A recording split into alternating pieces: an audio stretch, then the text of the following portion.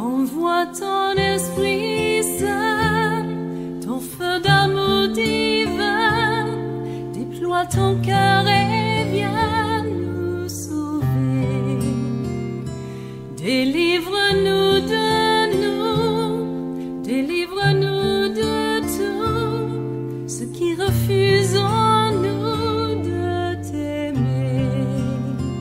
Du sang de ton agneau, déversons-nous le flot des abondantes eaux de ton pardon. Viens inonder nos vies, restaure-nous, guéris ton Église.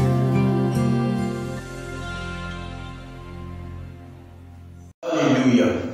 Alors, en tant que serviteurs de Dieu, nous avons une intimité et une marche avec le Seigneur. Nous avons des révélations du Seigneur et nous avons une intimité avec le Seigneur. Dans cette relation avec le Seigneur va me parler, car, comme je l'ai dit, mon appel, n'est-ce pas, est centré sur l'Église. Mon appel est centré sur la venue du Seigneur Jésus-Christ. Mon appel est centré sur le royaume de Dieu. Mon appel est centré sur la perspective, le plan que Dieu a pour notre nation à travers son Église. C'est pourquoi je parle réellement de l'Église. Lorsque le Seigneur va m'appeler en 2000, n'est-ce pas, je suis converti en 1996, mais c'est 4 ans après que le Seigneur va m'appeler, 4 ans après que le Seigneur m'a appelé, et le Seigneur va me parler de l'Église, et le Seigneur va me parler également de la nation. Lorsque le Seigneur me parle de l'Église, lorsque j'avais l'idée, n'est-ce pas, de l'Église, l'idée de la nation était attachée, n'est-ce pas, à celle de l'Église. C'est vrai que je n'ai pas encore parlé de mon témoin à ta côté, mais lorsque Dieu m'a appelé, il m'a parlé des choses, de ce que je partage avec vous aujourd'hui. Et le Seigneur m'a dit, va et parle-leur. Le Seigneur m'a dit, va et parle-leur, surtout aux pasteurs. Le Seigneur m'a dit dans mon appel, lorsqu'il s'est révélé à moi, qu'il a une difficulté avec ses serviteurs, qu'il a une difficulté avec ses serviteurs, qu'il a une difficulté, un problème avec ses serviteurs, et que ses serviteurs sont en train de pervertir son Église. Les pasteurs de Côte d'Ivoire sont en train de pervertir son Église. J'ai vu le Seigneur à la croix et le Seigneur pleurant. Le Seigneur m'a dit qu'il pleurait encore lorsqu'il voit l'état de l'Église. Le Seigneur m'a dit qu'il pleurait encore. Je lui ai demandé pourquoi est-ce qu'il pleurait. Il m'a montré à l'esprit l'état de l'Église et la compassion et une grande émotion m'a visité. Je parlerai, n'est-ce pas, de ces choses dans le détail. Il y avait 2 sentiments qui m'animaient, un sentiment de colère. Je ne connaissais pas, enfin pas que je ne connaissais pas, mais je ne savais pas pourquoi, et un sentiment également de compassion qui m'animait depuis longtemps. Je ne savais pas pourquoi. Après le Seigneur s'est révélé à moi, il m'a dit, c'est lui qui manifeste ces 2 sentiments, un sentiment de colère lorsqu'il regarde ses serviteurs et un sentiment de compassion lorsqu'il regarde ses brebis. Et le Seigneur a dit que sa colère qu'il ressentait allait tomber sur nous. Nous étions en 2000 et en 2002. Lorsque ce qui s'est passé dans cette nation a commencé, le Seigneur a commencé à me parler et à me dire, voici ce dont il parlait, sa colère qui descendait sur nous, et le Seigneur m'avait donné les raisons. Et pour moi, les raisons, c'est l'Église, parce que Dieu a un plan pour cette nation à travers l'Église. Et nous avons dit qu'aujourd'hui, l'Église qui est le moyen de Dieu, l'Église qui est la main de Dieu, l'Église où Dieu manifeste son autorité et son pouvoir, n'est-ce pas, doit remplir des conditions, doit avoir un niveau, n'est-ce pas, de sainteté, doit remplir un certain nombre de conditions, comme j'ai dit, afin de pouvoir travailler avec Dieu pour atteindre les objectifs de Dieu. Mais aujourd'hui, bien malheureusement, l'Église est loin de ça. Et lorsque la situation est arrivée, Dieu m'a montré pendant plusieurs années que cette situation était la situation de l'Église, que ces situations étaient la situation de l'Église. Alors je vais vous raconter une histoire que Dieu m'a fait comprendre. En fait, lorsque notre pays connaissait ces moments tragiques, ces moments difficiles, ces moments de déchirure. Quand je parle de déchirure, c'est vrai, notre pays était déchiré en deux, coupé en deux, mais il y a eu également de grandes déchirures dans nos cœurs. Nous étions fortement et profondément blessés. Pour tous ceux qui sont ivoiriens, voir, n'est-ce pas, ces tueries, voir, n'est-ce pas, ces crimes, voir ce que nous avons connu, tout Ivoirien devrait logiquement être contrit, être blessé dans son fort intérieur, car depuis plusieurs années, du sang des crimes ont été commis dans cette nation. Alléluia.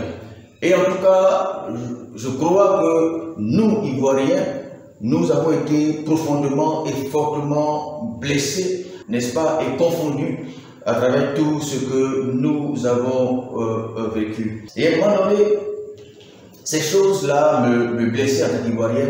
Ces choses-là étaient fortement douloureuses, fortement difficiles. Lorsqu'on voyait des enfants, lorsqu'on voyait des hommes, lorsqu'on voyait la rébellion, n'est-ce pas, prendre des territoires, lorsqu'on voyait la rébellion prendre des villages et imposer dans ces villages-là une autorité, n'est-ce pas, nous voyons des manœuvres devenir propriétaires des champs parce que les villageois ont fui. Nous voyons des villageois qui ne s'intéressaient pas à la politique, qui étaient exécutés, qui étaient tués, etc. Et notre pays a été humilié. Et les Ivoiriens se sentaient humiliés, profondément humiliés. Pourquoi? Parce que les Ivoiriens, en réalité, avaient une certaine opinion d'eux. Les Ivoiriens avaient un certain sentiment, n'est-ce pas, de fierté. Et nous savons que le sentiment de fierté a toujours caractérisé les Ivoiriens. Et au temps de celui qu'on appelle le père fondateur de la Côte d'Ivoire, nous avons vécu des moments assez intéressants, assez glorieux, n'est-ce pas, de l'histoire de notre nation. C'est vrai que les pays comme le Libéria, des pays africains autour de nous connaissaient des crises, même si ce n'était pas forcément des crises militaires et politiques. Et il y avait, n'est-ce pas, un certain nombre de crises économiques et autres, de sorte que tous ces pays voisins et environnants venaient ici en Côte d'Ivoire chercher de mieux-être, chercher une meilleure condition de vie. Alléluia. Et c'est vrai que le père fondateur a créé, nous le savons, s'est focalisé sur la création, c'est vrai, de richesses, mais surtout de plusieurs écoles, et à travers l'Afrique, les autres venaient ici pour s'instruire, et il voulait que les Ivoiriens puissent être instruits, puissent aller à l'école et être cultivés. Par conséquent, il y avait un certain nombre de boulots qui n'étaient pas faits par les Ivoiriens, parce que le père fondateur a créé un certain niveau de vie,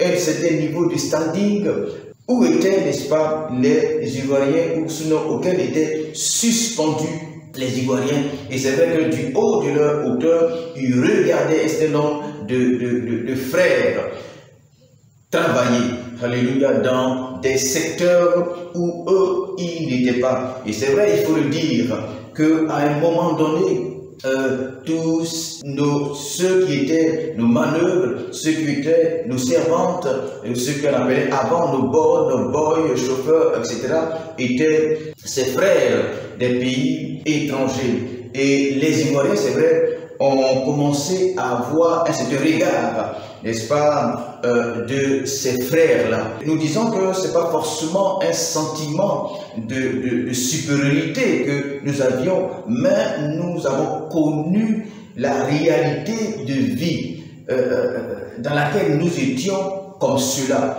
Parce qu'il y avait des gens qui faisaient des petits boulots, il y avait des gens qui faisaient ce que peut-être on appelait des bas métiers, je ne dirais pas sous-métiers, mais des bas métiers.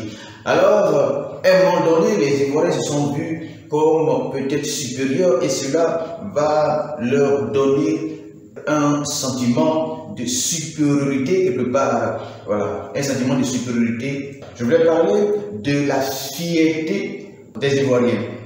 De la fierté des Ivoiriens. C'est vrai que les Ivoiriens avaient un sentiment élevé, trop même élevé de leur personne.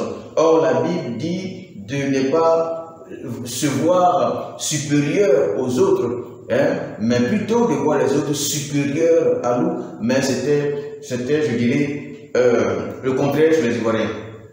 Et alors, lorsque cette situation de guerre, lorsque nous avons connu la rébellion dans notre pays et que les Ivoiriens étaient malmenés, n'est-ce pas, dans leur grande entièreté, c'était une grande partie en tout cas, était malmenée, il faut le dire qu'à un moment donné, bien entendu, tous ceux qui faisaient partie de la rébellion ont commencé à s'installer dans les champs. Bon, j'avais les parents qui avaient des ouvriers, mais lorsqu'il y a eu ces moments-là, les ouvriers sont devenus propriétaires, vous voyez, et cela va profondément au-delà des crimes, au-delà des meurtres. Je suis en train de parler de l'histoire, de ce qui personnellement m'a touché et ce qui nous a touché, nous en tout cas, dans une grande partie, nous a touché à côté des morts, à côté des crimes, à côté du sang versé, à côté des atrocités que nous n'avons jamais connues dans notre pays.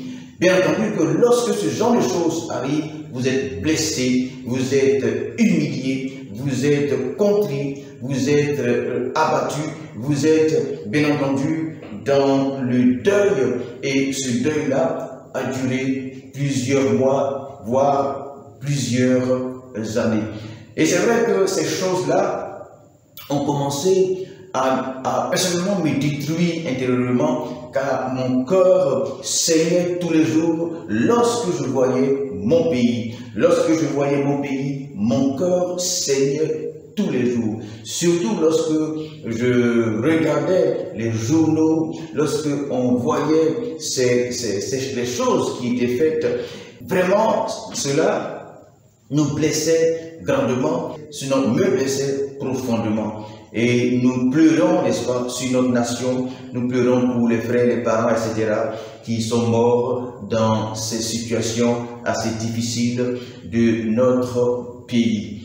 Et j'étais tellement confus que j'étais vraiment abattu tous les jours, priant pour que Dieu nous épargne, priant pour que Dieu nous relève, priant pour que Dieu permette qu'il y ait la paix, priant pour que Dieu permette que les crimes et les meurtres, le sang qui coulait puisse enfin s'arrêter. Alléluia. Du sang de ton agneau, déverse en nous le flot des abondants.